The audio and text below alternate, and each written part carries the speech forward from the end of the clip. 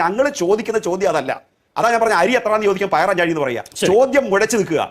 ചോദ്യം ഗോവർദ്ധനും ഭണ്ഡാരിയും ഉണ്ണികൃഷ്ണൻ പോറ്റിയും ആന്റോ ആന്റണിയും അടൂർ പ്രകാശും സോണിയാഗാന്ധിയും ഒരു ഫ്രെയിമിൽ പലതവണ എങ്ങനെ പ്രത്യക്ഷപ്പെട്ടു എന്ന് ചോദിച്ചാൽ നിങ്ങൾ എന്ത് മറുപടിയാണ് പറഞ്ഞുകൊണ്ടിരിക്കുന്നത്? അതിന്റെ കണക്ഷനാ ഞാൻ പറഞ്ഞത്. 6000 കോടി രൂപ ബിജെപിക്ക് ഒരു വർഷം ഇലക്ട്രൽ ഫണ്ടായിട്ട് ബോണ്ടായിട്ട് അവർക്ക് രാഷ്ട്രീയ പാർട്ടി പ്രവർത്തനത്തിന് കിട്ടുക. 60 പൈസ അവരിൽ നിന്ന് വാങ്ങിക്കാത്ത പാർട്ടിയുടെ പേരാ CPIM.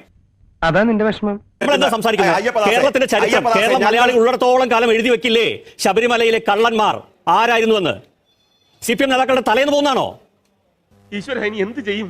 ഇത്രയ്ക്കൊക്കെ സുതാര്യതയുള്ള ഒരു പാർട്ടി, ആ പാർട്ടിയുടെ ഇപ്പോഴും ജില്ലാ കമ്മിറ്റി അംഗമായിരിക്കുന്ന ആൾ കഴിഞ്ഞ 4 ആഴ്ചയായി ഗോതമ്പുണ്ട കഴിഞ്ഞ് അകത്ത് കിടന്നിട്ടും നിങ്ങളൊരു സസ്പെൻഷൻ പോലും എടുക്കാത്തത് നിങ്ങളുടെ ഏത് വിശ്വാസതയുടെ ഏത് സുതാര്യതയും തെളിവായിട്ട് കാണും.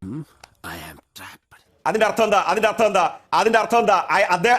ഞങ്ങൾക്ക് ആരെയും സംരക്ഷിക്കേണ്ട ബാധ്യതയില്ല. അതിന്റെ അർത്ഥം എന്താ? ഞങ്ങൾക്ക് സംരക്ഷിക്കേണ്ട ബാധ്യതയില്ല എന്നുള്ളത് തന്നെയാണ് അതിന്റെ അർത്ഥം. മനസ്സിലായില്ല. അതിനകത്ത് ആവശ്യമായ ക്ലാരിഫിക്കേഷൻ വേണം സർ.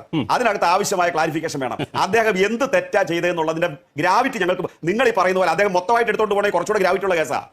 അത് കൂട്ടു നിന്നെങ്കിൽ അതിന് വേറൊരു ഗ്രാവിറ്റിയാണ്. തീവ്രതയാണ് ഭരണപരമായിട്ടുള്ള എന്തോന്നടേ ഇത്? ഇതിന് വട്ടുണ്ടോ?